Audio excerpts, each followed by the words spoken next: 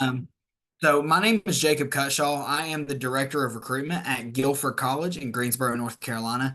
And one of the things kind of the main thing I wanted to talk about today was just the student athlete process. I think this is an area where, um, a, a lot of students do rely on their coaches, and there's a whole other side to the student athlete process. It's so much more than just meeting with coaches and going through there. You do still have to apply, and there's a lot of other factors when you're looking at the student athlete process. So if you do have any questions, I will be, if I can get some help I'm monitoring the chat. I'll be happy to answer any questions. Feel free to type those in. If you want to come off mute, feel free to ask. But I'm going to kind of roll through this. So some of the things that I want to discuss a little bit today are kind of the NCAA statistics. So what does it actually look like to compete in college? What are some of the different college options when you're looking at athletics? Some tips for getting found, what the actual recruitment process looks like, and then kind of closing with some key tips and questions to finish. So what does it actually take to play in college? I know when I always show this, it can always seem very scary, and I don't show this to put people down. Um, I show this more to demonstrate that, for instance, men's basketball, only 3.6% of high school students that play basketball will actually play in the NCAA. Now, there are a couple other college divisions outside of those, but the number is still going to be small. So I say that to say, if you're not hearing from coaches and you are wanting to play in college, don't get discouraged. It is such a small percentage, and there's so many students that actually play high school basketball. And so, again, when you look across this, there are certain programs, especially depending on where you are. I know where your school is, lacrosse is a big sport. So, depending on where you are and what different colleges offer, sometimes it may be more difficult. And also, coaches have their own areas that they like to recruit in. So, for instance, our football team loves to recruit in Georgia and Florida. So, if you're interested in football, don't be surprised if you're not hearing from Guilford College, just because, again, we have the areas that we look for. So your college athletic options, there are a few different options in terms of divisions and ways to play in college. So there is the NCAA Division One. Those are going to be the big schools. Those are going to be, for me, your University of Tennessee's, Chapel Hill's, Duke's, the big schools. Then you have Division Two. So I actually ran cross country at a Division Two school in Upper East Tennessee. You have your Division Three schools, which is what Guilford is. You have your NJCAA, which is your junior college, which is typically community colleges, and then you have your NAIA. That is a smaller conference or a smaller division, but it is very similar to what they compare it to is playing in Division Two, Division Three. Um, so I listed here some pros and cons. So as a Division One athlete, yes, you can receive athletic scholarships. The only one that does not offer athletic scholarships is Division Three. Um, some of the pros to being in Division One, they're larger schools. So if you get the opportunity to play at a Division One school, that's awesome. You're going to be playing in some larger schools. However, there's going to be less free time. I have a good friend of mine who ran cross country at a Division One school, and even something like cross country, they had little to no free time. It was 2 to 3 practices a day. They lived to be either in the classroom or at practice. Division Two, those are going to be your more regional schools. You're going to find a lot of those. Those are kind of your smaller private schools. But one of the cons is where they do offer athletic scholarships, they tend to have larger rosters. And so your Division One, they tend to keep them a little smaller. Your Division Two schools, they really kind of load up their rosters and they offer more. It helps out with enrollment. So even my cross country team, we had upwards of 30 people on a cross country team. So very large rosters. So it can be a little more difficult to get playing time depending on your sport at Division Two school. So again, the Division III school, even though there's no athletic scholarships, one thing you are going to see is there is more free time and work-life balance. We understand at Guilford that we find students who love to be a part of the sport. And so, we're very understanding whenever they have to miss for a class. They still put in the hard time or the hard work and the effort, but there's really more of the free time for those students and the ability to have that kind of work-life balance. The NJC, again, your junior colleges. One of the pros about that is you have a chance to transfer to a better school. So maybe if your GPA is lower than where you want it to be, and maybe you had the ability to play at a higher end school, but maybe the grades weren't there, the junior colleges offer you a chance to improve your GPA and transfer to a better school after 2 years. One of the cons is where you're only there for 2 years, there's less time to make a starting roster. So you're really gonna, if you do want to transfer somewhere else, you're gonna have to really make those improvements quickly. The NAI is going to be smaller schools with some stronger academics. So again, kind of like the Division III, there's going to be some more free time and work-life balance, and there's going to be a real emphasis on the academics. So sports at the NAI level become more of an enjoyment instead of more of work. One of the cons is that the scholarship system varies. And so basically what happens in the NAIA is instead of giving a set amount of scholarships, coaches have to average. So that means if one person gets offered let's say the average has to be $8,000 and a coach gives $10,000 to one student, that means they have to turn around and give six to the next student. So how to get found. So if you are already talking to a coach, that is great. If you are not here and are interested in playing in college, here's kind of some ways on how you can get found. Number one, this goes without saying, you have to work hard. Your effort on the field, on the court, whatever it is, it shows. Coaches, and it is truly a honor to get to play in college. You have to work hard at your sport, and you've got to perform in order to get to play in college. Some coaches will come and watch practices. Some of them will be announced, and some of them will be unannounced. So make sure you're keeping that in mind, especially if you've been talking to a coach and they're in the local area. Don't be surprised if they come by. Making sure you're working hard, and that way they see you, whether it's in games, no matter what it is. Making sure that you're working hard, and also our college coaches at Guilford will call high school coaches all the time to talk with them. High school coaches are very honest. So if they know that you're not putting in the hard work, we tend to find that out. Applying to colleges. So on our application, we actually have a way for you to list the sports that you play. And sometimes what we will do is if we see something come in for women's volleyball, we will actually take that application and send it to the coach to see if number one, if they had already been talking with you and possibly recruiting you. And if not, there's a potential student who is interested in the college who's also interested in volleyball. So make sure you list the sports that you play and share any accomplishments that you do have. You're going to kind of see this as a running theme as we go forward, is making sure that you brag on yourself. And there's a fine line between bragging on yourself and telling the coaches why you're better than someone else. We don't encourage you to be cocky, but we definitely want you to brag on yourselves. So third is the athletic recruiting questionnaires. So on about every college's website, you're going to see a different, and usually athletic recruiting questionnaire is kind of the universal term for it. That top picture is what Guilford College's athletic website looks like. So there's a recruit me section. You pick the sport and then you fill out the form, and it goes directly to the coaches. And, again, any school that you're interested in, make sure you complete that form. It does go straight to the coaches, and it also gets uploaded into our prospective student database. So that means you'll start getting emails about the college, any, athletics information.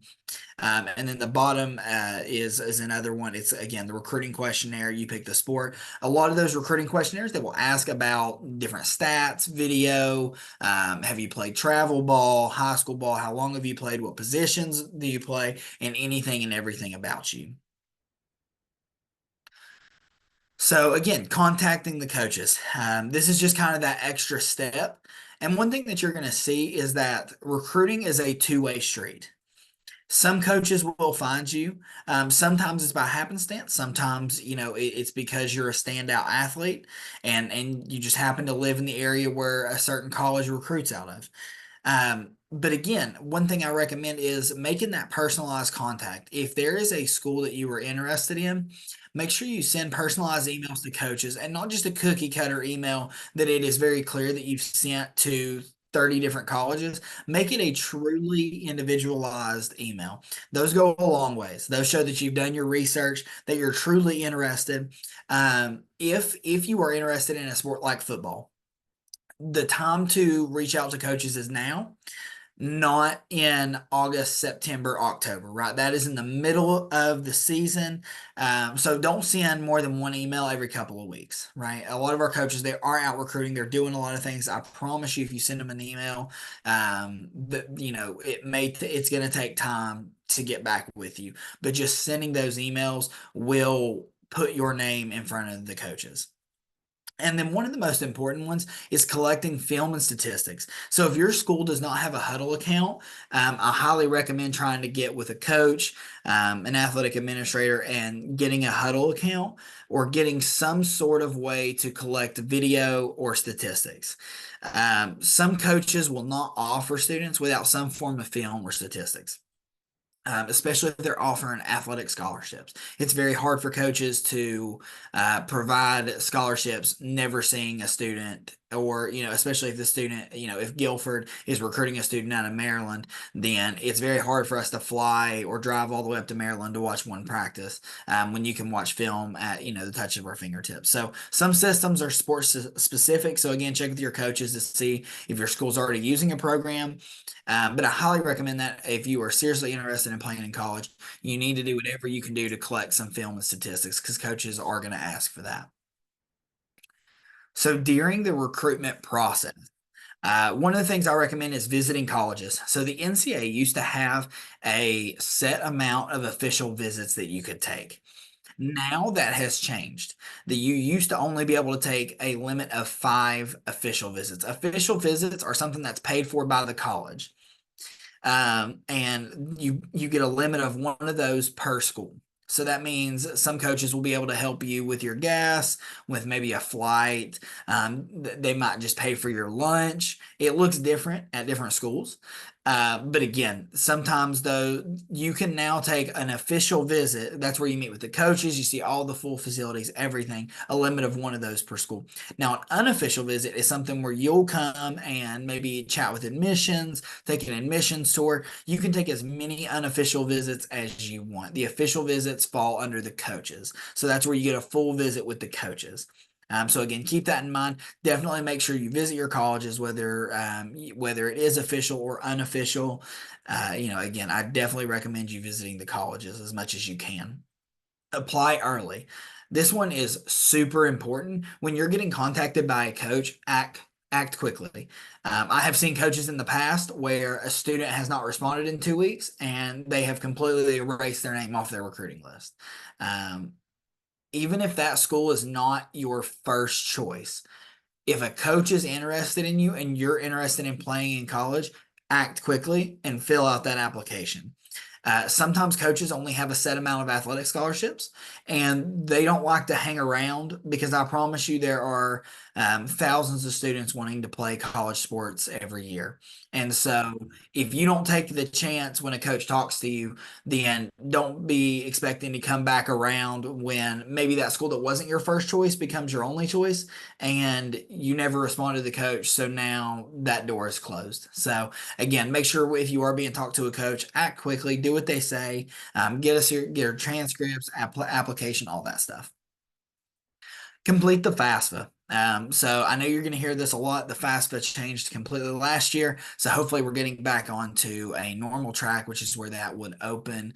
October 1st. Hopefully that happens. But that's going to help colleges create you a financial aid, like a complete cost breakdown with all your scholarships. That's also how coaches can kind of help determine any athletic scholarship and to see where they can kind of help fill the gap. So again, in your Division One, Two, and NAI, where they do have the athletic scholarships, a lot of times it's going to help, and they're going to try to determine how much money they can give you to help make it affordable for you to attend. So again, just getting that FAFSA early on. You want to be early on the recruiting lists. And you want to make sure the earlier that you are locked in for that sport, the more guaranteed money you're going to get. So NCAA eligibility center. So this is something that once you're talking with coaches, typically our coaches will help walk you through that process. Your coaches, even some counselors can help you walk through that. So this is something that must be completed for you to be considered eligible for collegiate athletics.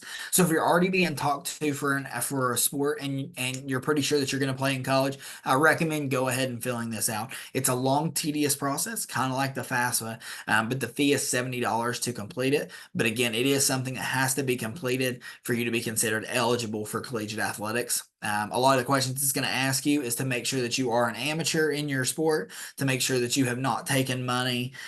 So for me, when I was running 5Ks, for fun back in high school, if I did any road race 5K and accepted any money, I had to list that. So again, not a hard form to fill out, but it is something that has to be completed. So some of the key takeaways that I think all students should know when it comes to student athlete recruitment is that college athletics recruitment is a two-way street. Coaches cannot, it is physically impossible for them to find every student, right? Even if you are a standout, even if you're the star quarterback at your high school, it is so difficult to find every star quarterback at every high school.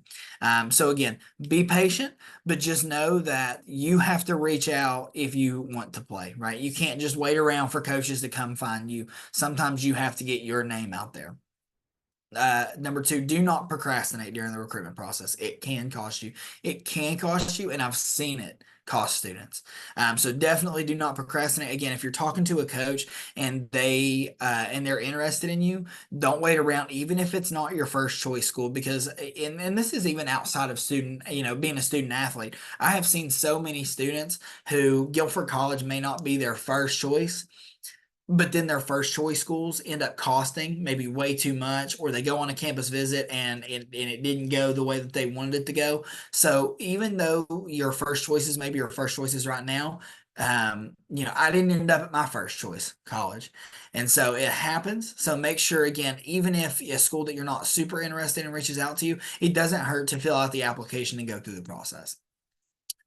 When looking at colleges, don't just consider athletics. Find a school that checks all the boxes.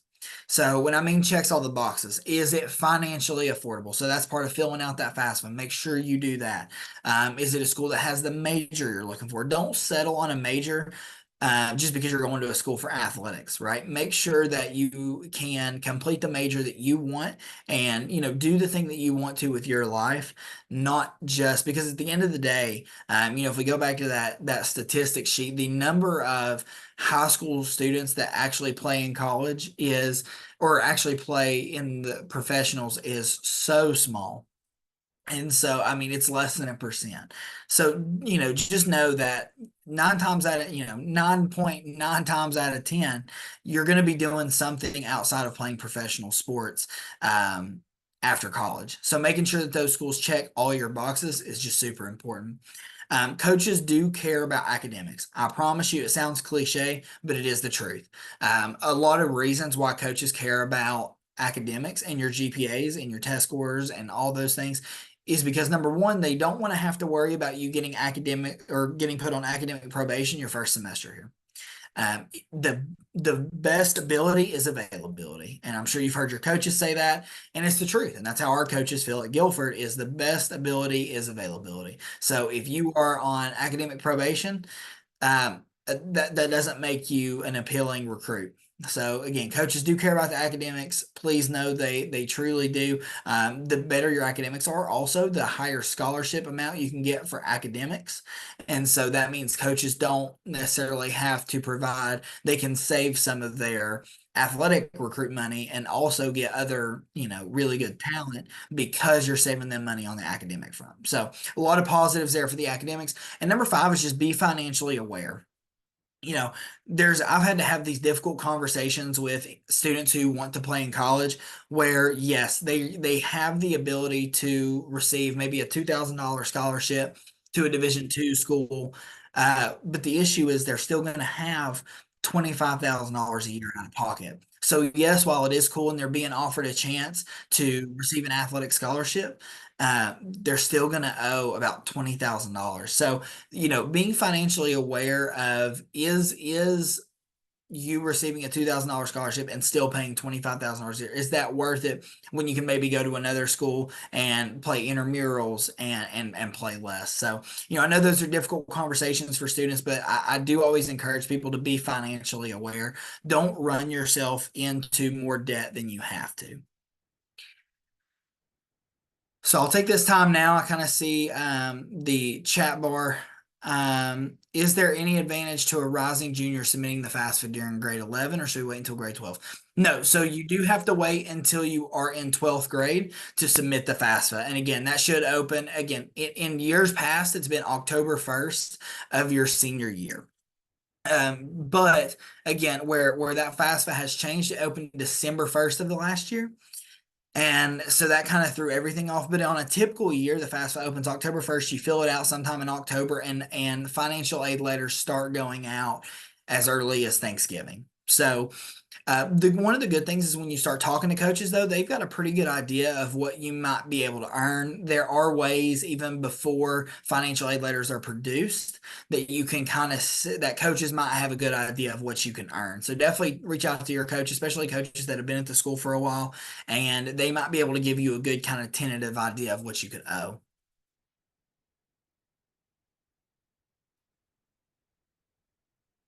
But I'm going to give this time now for anyone who has any kind of questions. Please feel free to put those in the chat bar. I'd be happy to help. I'm also going to type my information in here. So if you all have any email or any questions, even outside of Guilford College, please feel free to reach out. I'd be happy to help you.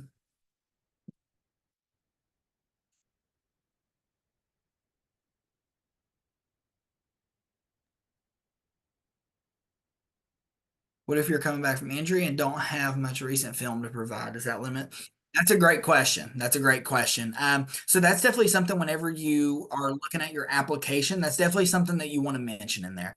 If you already have coaches reaching out to you, that's something that you want to make them pretty familiar with. Um, I think that in that case where you don't have a lot of film statistics, your stats become a little bit more important. If you do have a chance to collect film your senior year, definitely would encourage you to do that.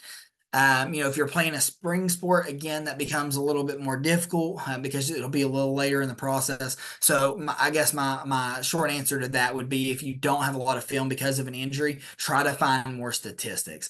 I don't know that that's necessarily, injuries don't always necessarily hurt your chances for scholarships, especially if you're trying to find other ways to provide the coaches with stats. How have junior college requirements changed undergrad recruiting? So that's a great question too. Um, I guess it depends on what kind of requirements.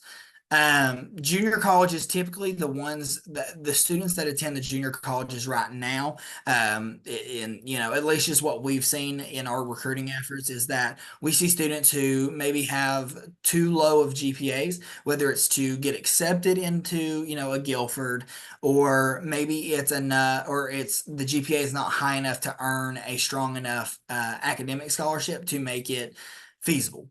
So we either lose our students to junior colleges because of the low GPAs or just the savings cost, or for instance, the student who asked the question about injury.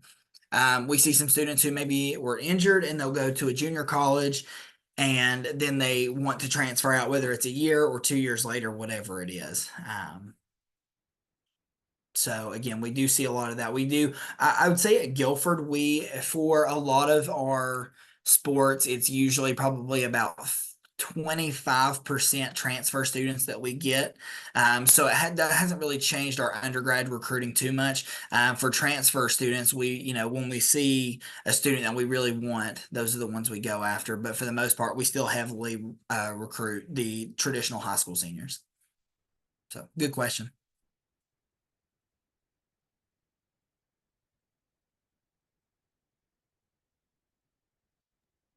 Do we have any other questions here, folks? It's a good time to ask.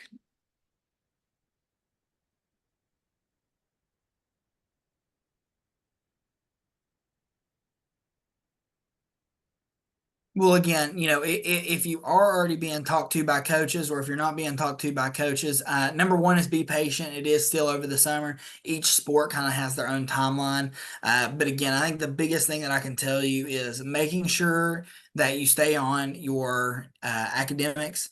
And again, it sounds cliche, but the senioritis is a real thing. So making sure that you're taking care of that. We do have one more question.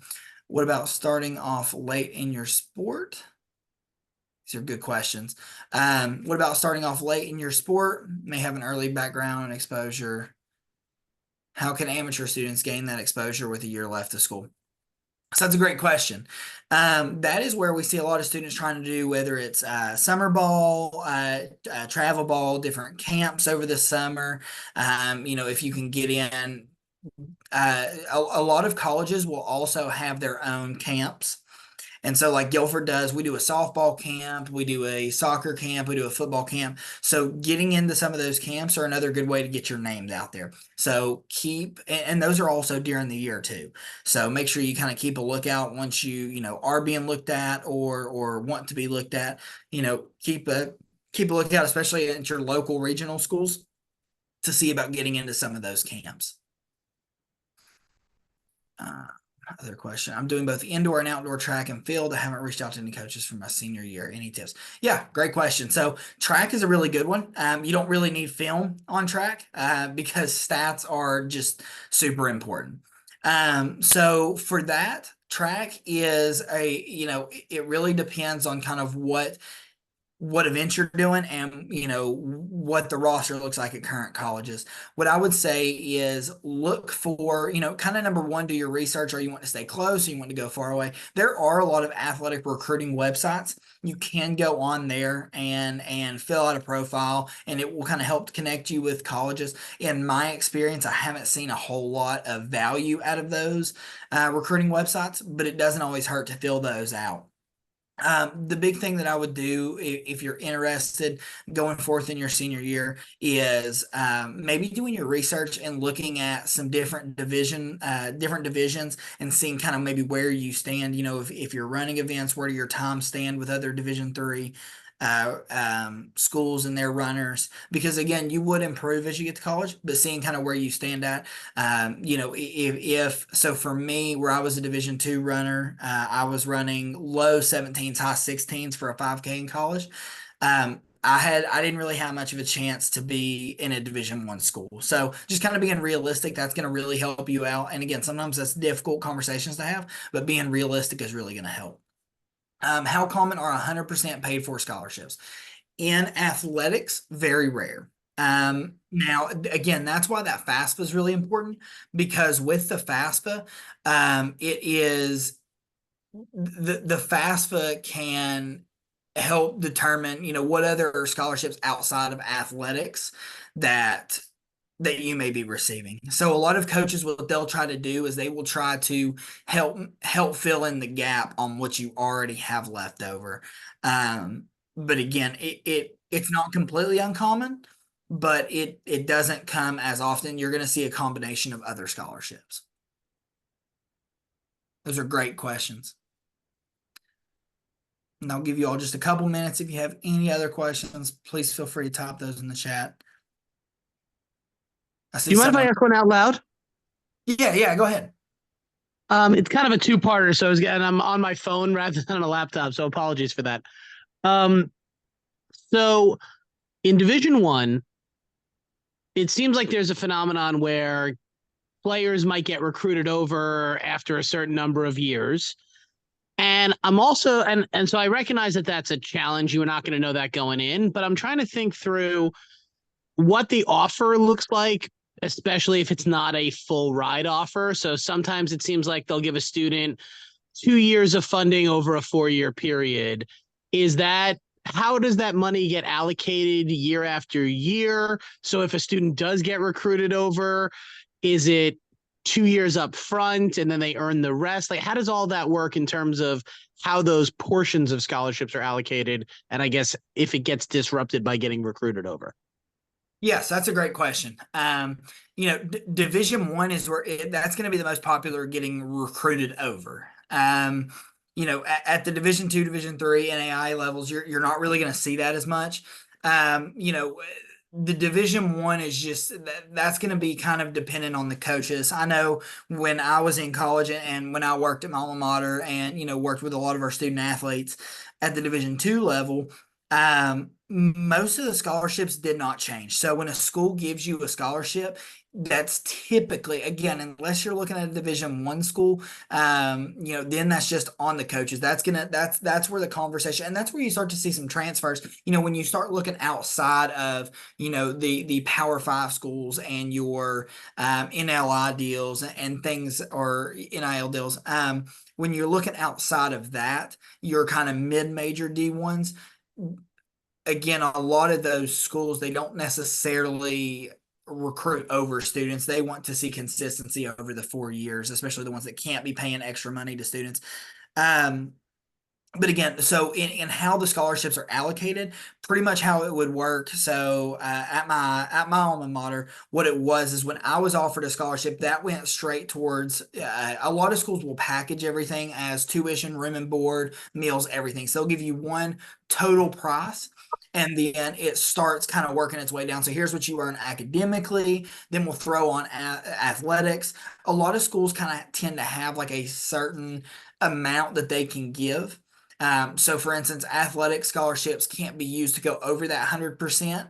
And that's kind of why it's difficult to see 100% full scholarships, is because schools can't offer, they don't want to be paying money out of their pocket towards,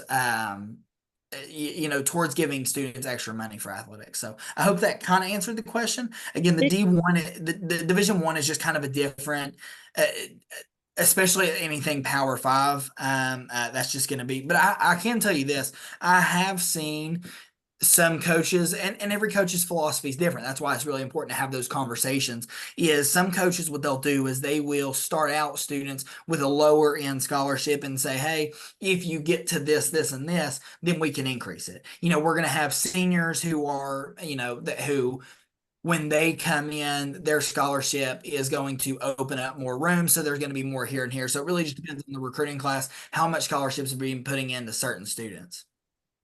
So it sounds like an increase can happen, but a decrease is unlikely. I have seen more increases happen than I have seen decreases. Got it. Yeah. Thanks. That's really helpful. Yeah, no And, problem. Great question. and when you talk about working backwards, it sounds like if a student has opportunity to be able to generate academic or other non-athletic merit-based aid, and maybe they can demonstrate financial need, that gives the coaches flexibility to maybe get them to 100% without hitting their scholarship budget. Is that a good way to think about it, or is that a flawed way to think about it? No, I think that's exactly how I would think about it. So, for instance, me and my cousin both ran together at a Division Two school, and so I fell right above I was right above the Pell Grant line, so I didn't earn anything. My parents did not have the money to pay for me to go to. I was going to be one of those students where financially it wasn't feasible, but my cousin qualified for full financial Pell Grant. So what was really nice about that is instead of the college coach having to put a bunch of money into both of us, because my cousin earned so much federal need, he only had to give him a couple $1,000s, as where I didn't qualify for any Pell Grant, he had to give me more. So it really kind of worked out to where, again, the coaches try to balance how can we get the best recruits possible and also getting people here for good financial aid packages who are going to be more likely to stay. Thank you so much. Yeah, no problem. Looks like we got another one here. So if D3 schools don't offer athletic scholarships, do the coaches work with admissions to find academic scholarships? Absolutely. That's another great question. And yes, so I work a lot with our football coach on campus. And so what they do is they'll come in and say, okay, here's the student I have. What are they going to qualify for? A lot of D3 schools will try to now Division three. Let me start by saying this: Division three is held to a standard that if they're going to increase scholarships academically, it cannot be leaned heavily towards athletic recruits. So not every student's going to get necessarily increases, but because so at Guilford, for instance, our tuition, room fees, board, everything is about 55. But we offer scholarships anywhere from a bare minimum of 15,000 plus a $4,000 housing rate. So 19,000 anywhere to like $32,000. So we really try to make up for not being able to provide athletic scholarships as best as we can. Because when you're looking at Division I schools, some mid majors, even Division II schools, you may see scholarships that are only a couple $1,000s. So a couple $1,000s at one school really doesn't go very far. So athletic scholarships do vary a lot. But yeah, at the Division III level, you are going to see some coaches trying to push for more money. But again, we're going to try to do, and that's just your admissions reps regardless. So I try to help all my students get as much money as they possibly can. And that's where, talking with the coaches, talking with your admissions counselors, that's another tip I give outside of the athletics, is making sure you get to know your admissions counselor, because they're going to be able to try to help you find any additional money that's out there. It's a great question.